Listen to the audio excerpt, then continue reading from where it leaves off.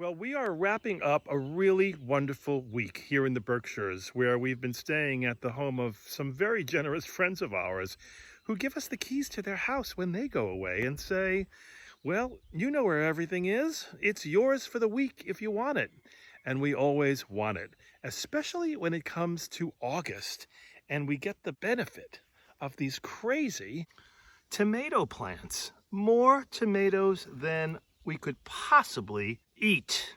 More tomatoes than I can even leave them when they come home. Today I'm going to make two wonderful recipes that I just love. One is for a gazpacho, a smooth and creamy gazpacho, using these gorgeous sun gold tomatoes, which are also here in plentiful amounts, and a delicious tomato tart for lunch, using some puff pastry.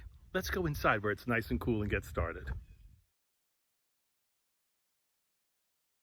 For this recipe, we're going to want about 2 pounds of these beautiful sun gold tomatoes. Comes out to about 8 cups. You're going to want some red onion, Persian cucumbers, but I'm using one of these long English cucumbers, 1 large red bell pepper, 1 jalapeno.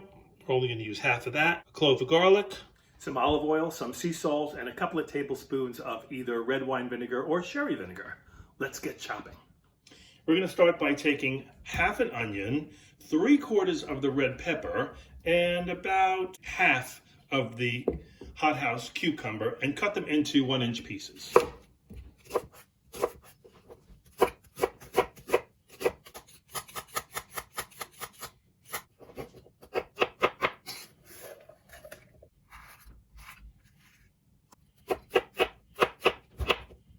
Did I neglect to mention the jalapeno? I guess I did. Well, don't forget the jalapeno. It's an important part of the recipe, just for that little zip and twirl that it offers. Let's take out the core and all of the seeds. Remember with jalapeno, don't rub your eyes when you're cutting jalapeno. Because this is such a big batch, I'm going to do these half at a time. I'm going to put half of these ingredients into my blender bowl, 1 clove of garlic, half of my tomatoes, 2 teaspoons of kosher salt. I'm putting in 2 now, so I won't put in another one when I do the second batch. A half a cup of olive oil, and we're going to blend that at a high speed until it is smooth and creamy. It does help if you have one of these high-speed Vitamixes. Any blender will do. We're going to place a sieve over a very large bowl, and we're going to pour the blended mixture right into the sieve so that we can strain out everything that's solid.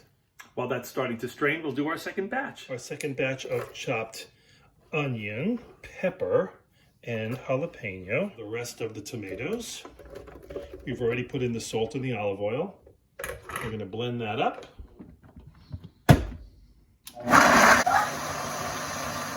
Add our second batch. I will encourage you to use a little spatula to force that liquid through the sieve so that we can collect all of the solids that did not get processed. Our goal is to have a really creamy soup and get rid of all of the bulk that's left behind. Mostly it is the skin of the tomatoes. You can see it collects pretty quickly underneath. It seems like a lot of work, but it is so worth the effort. And this is a lot of soup. You can serve it to a larger group or have it for days and days. I'm going to finely chop the remaining 3 inches of cucumber. And we're going to use this along with finely chopped pepper and onion as a garnish for the soup after we pour it. Same thing with the red pepper, and the same goes for the red onion.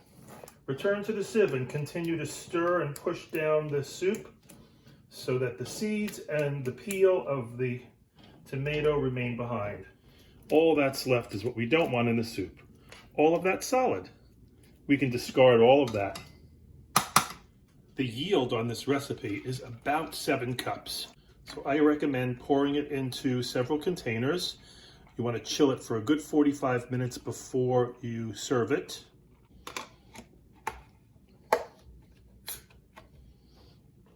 I'm going to keep my chunky garnish separate and add it just at the last minute when I serve the soup.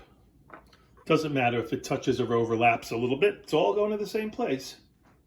Well, I could say that's all there is to it, because frankly, that's all there is to it. But if you want to turn this really elegant soup into or elevate it to a gourmet status, there are two things you can do. One of them, now the guy who showed me this recipe owns this house. So in the freezer are croutons for gazpacho. Couple of pieces of plain white bread, cut off your crusts, and turn them into the tiniest little 1/4-inch squares. Heat some olive oil in a pan, just a little bit. Throw one piece of bread in when you think it's hot enough. When it sizzles, dump the rest in, and 10 to 15 minutes later, keep on swirling them. They're gonna get toasty and delicious. Lightly salt them when they come off, and there are your croutons. And obviously, they keep very well in the freezer. The other component is to make a basil oil drizzle for the top of the soup after you serve it. I mean, it's just so gorgeous and tastes so delicious. Take about a dozen to 16 basil leaves, chop them up fine, put them in a small bowl, add about 1/4 cup of olive oil, and probably about 1/3 of a pint of chopped tomato. Not chopped, halved or quartered little cherry tomatoes. And just let them sit in there, sprinkle them with a little salt, and after you pour your soup into your bowls, a little drizzle of this basil oil with the tomato and salt. It's heaven. A couple of croutons, and that, my friends, is a gourmet meal. I gotta tell you, it's so delicious and so scrumptious, and you're gonna love it if you try it. And tune in next week, and I'll show you how to make that tomato tart I was talking about early on. Enjoy your summer crop and tomato season, and thanks for watching. And if you haven't subscribed to this channel yet, please consider doing that. It would be awful nice. Till next time.